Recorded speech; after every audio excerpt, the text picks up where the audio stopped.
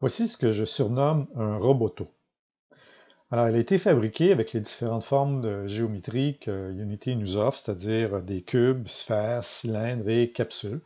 C'est un bon exercice pour se pratiquer. Vous savez regarder les différentes vidéos que j'ai mis en ligne avant celle-ci, qui expliquent comment fonctionnent les hiérarchies, les transformations, les duplications. C'est une bonne façon de se mettre à l'épreuve et de prendre en main Unity. On voit ici les hiérarchies, les points pivots. Cet écrou est fait avec un cylindre et différents cubes qui ont chacun leur point pivot d'un empty. Alors maintenant, si je veux copier cet élément-là dans un autre projet Unity, peut-être le remettre pour une évaluation pour un professeur, alors je vais en faire ce qu'on appelle un prefab. Alors dans le répertoire Asset, donc Asset c'est un répertoire qui est sur mon disque dur, je vais ajouter un nouveau répertoire avec Create Folder, je vais l'appeler Prefabs. Et c'est tout simple, créer un prefabs. On a simplement à prendre notre élément et le glisser dans la fenêtre projet. Alors, le répertoire aurait pu avoir un autre nom, mais c'est la bonne organisation de le nommer de cette façon-là. J'ai maintenant un fichier sur mon disque dur, il se trouve avoir l'extension prefab, et il a aussi fait un lien avec mon objet qui était déjà dans ma fenêtre hiérarchie. Alors cet élément-là est devenu bleu. J'ai aussi une petite flèche qui a été ajoutée. Lorsque j'appuie sur la petite flèche ici, ça me permet de faire des modifications. Je pourrais prendre des composantes et les replacer différemment.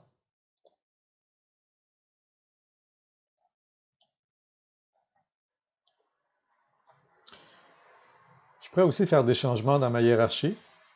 Donc, si je fais des modifications dans la hiérarchie, ça va être transposé sur le document prefab qui est là.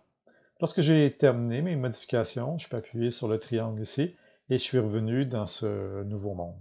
Si j'essaie de faire des changements dans ma hiérarchie directement ici, en glissant un élément ailleurs, eh bien, Unity me rappelle que c'est un prefab. Alors, il me demande est-ce que je veux vraiment modifier ce prefab-là. Si je le modifie dans ma fenêtre hiérarchie, il va être modifié sur l'original qui est sur mon disque dur. Alors, si j'appuie sur Open Prefab, c'est comme avoir pesé sur le petit triangle ici. Je vais être en mode d'édition pour pouvoir faire mes modifications.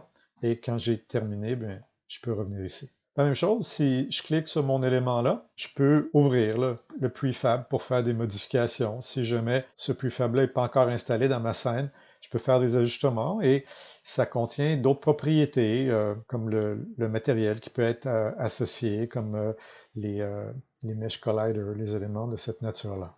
Et lorsque j'ai terminé, je vais sortir ici. On a différentes options avec le bouton de droite de la souris. On peut, entre autres, sélectionner le prefab. C'est un truc qui est utile quand on ne sait pas dans quel répertoire se trouve à être notre prefab. Il va tout de suite s'ouvrir ici. C'est une façon de le retrouver quand on a beaucoup de répertoire, on a beaucoup d'éléments. Une autre option qui est ici, c'est de le détacher, le Unpack Prefab. Unpack Prefab a fait en sorte que maintenant cet élément-là n'est plus lié à celui qui est sur mon disque dur. Je vais amener à nouveau un prefab. Je vais l'appeler un roboto, un deuxième, et je vais le déplacer un petit peu sur le côté.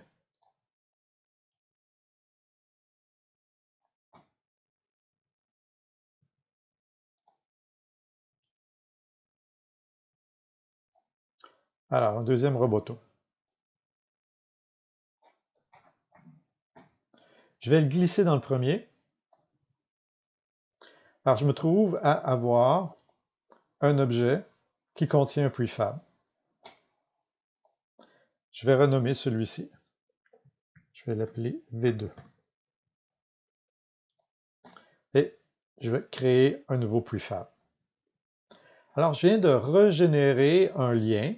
Mon roboto version 2 est devenu bleu. À nouveau, c'est un prefab qui contient les deux éléments.